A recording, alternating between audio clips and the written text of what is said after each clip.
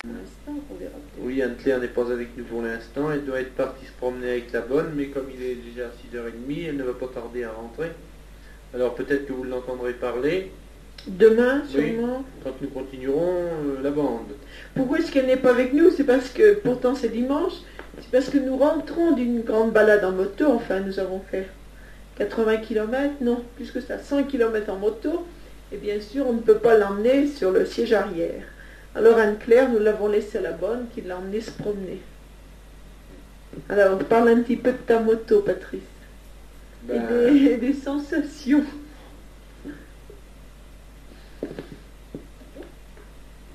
Si je parle de ma moto, je crois que papa doit être au courant, parce que si je me rappelle bien, il en avait une moto autrefois.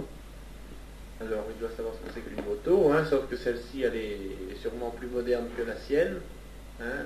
D'ailleurs, elle est assez grosse, elle fait 500 cm3, avec 4 cylindres, et elle pèse 180 kg. Alors c'est déjà un sacré morceau à traîner. Oui, à propos des 180 kilos, il voudrait bien quelquefois que je les supporte. Mais alors, Avec Christiane, ça fait plus 180 kg à tenir debout, ça fait 250 kg. Alors, c'est-à-dire que j'ai un problème parce que j'ai des petites jambes et que mes jambes ne touchent pas par terre. Alors je peux toujours, quand je suis assis, je peux absolument pas l'aider à tenir la moto. C'est toujours lui avec ses grandes jambes qui est obligé de tout faire. eh bien, c'est une moto qui va... comment je pourrais dire? Elle est quand même moderne parce que, enfin, si, ça m'a étonné, le démarrage ne se fait pas au pied, mais sur un petit bouton qu'on appuie. Hein. Oui, un démarreur électrique, enfin ça c'est tout le... Ah ben moi je trouve ça trop moderne. Autrefois sur les motos, ça, mais enfin il n'y a rien d'extraordinaire. Hein. Simplement que... Moi je trouve qu'elle consomme pas mal, 5 ou 6 litres au 100, presque autant oui, qu'une mais- moto, une voiture. Ah oui, mais c'est presque un moteur de voiture, hein, et ça va très vite. Et... Question vitesse, on n'a encore pas pu bien éprouver. Non, on n'a jamais roulé à plus de 100. De toute façon, ici, c'est difficile de rouler vite, sauf dans les montagnes où, Oui, mais avec de l'habitude, quand on tombe bien, ça peut aller très vite. Mais pour l'instant, on s'y fait progressivement. C'est assez difficile à tenir, une moto de ce poids-là. Mais quand on roule vite, ça va. Hein. C'est simplement oui, c'est pour tourner que c'est c'est au difficile. ralenti que c'est difficile à tenir debout. Et puis, dans les virages, eh bien, il faut prendre l'habitude pour tourner. Si on veut tourner vite, il faut prendre l'habitude. De toute façon, ça tourne mieux quand on va rapidement que lorsqu'on va doucement, hein, un virage. Enfin, on tourne pas encore, on touche pas par terre quand on tourne. Hein. Non, bon, on touche pas par terre. C'est Heureusement. pas encore les grandes sensations. Enfin,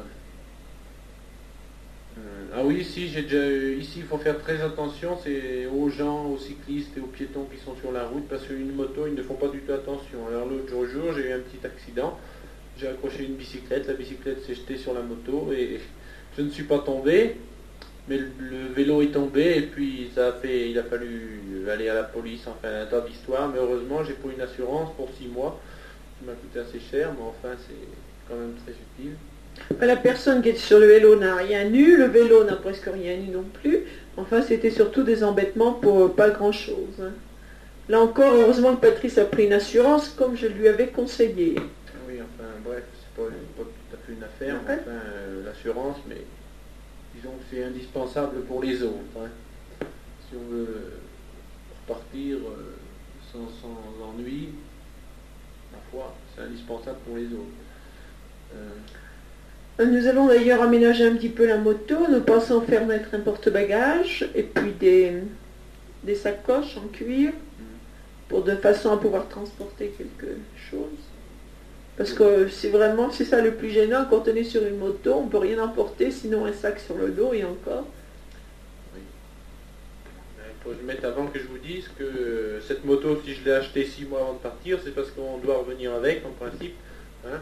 C'est même quasiment sûr. Parce que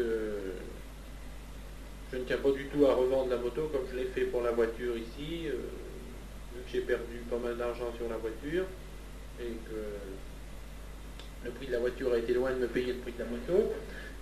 Et vu que la moto coûte ici un peu moins cher, hein, mais en rentrant en France je dois payer des taxes, enfin ce qui fait que l'histoire de la moto, ce n'est pas une affaire financière, mais disons que c'est quand même... On ne perd pas d'argent, on ne perdra pas d'argent Même dessus. si on perd de l'argent, disons que si on a acheté une moto, c'est pour en profiter, parce que ici, eh bien, le climat est à peu près tout ce qui convient pour la moto. Hein.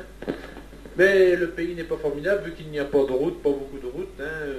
Sortie d'Asmara, on ne sait pas bien où aller, mis à part aller au bord de la mer à 120 km, ou alors aller à 50 km au nord, 50 km au sud, à l'est, à l'ouest, puis c'est tout. Après, il n'y a plus de route. Mais le climat est extrêmement bien pour la moto, sauf le matin et le soir où il fait un peu frais, vu qu'on est à 2500 mètres. Et en ce moment, c'est d'ailleurs la mauvaise saison. Ici, il fait toujours froid le matin et le soir. Mais dans un mois, c'est fini et il fera vraiment un temps de mois d'août en France, un mois d'août chaud. Oui, mais puisqu'on appelle froid en moto, ça ne doit être pas du tout être comparable à l'hiver en France sur une moto. Hein, oui. Enfin, ici, en moto, c'est surtout le vent qui est très pénible et ici, il y en a pas mal. Ah oui, c'est vrai. Bon. Alors avec cette moto, nous revenons en France. En principe, nous partirons fin juin, puis nous arriverons... dans le courant du mois de juillet. Ouais, Enfin, nous vous donnerons des précisions. Disons autour du 20 juillet, parce qu'il faudra bien 3 semaines pour rentrer. Oui, enfin, nous vous donnons des précisions parce que ça dépend aussi du bateau qui doit nous emmener de Massawa jusqu'à Jeddah, Oui. qui doit nous emmener ainsi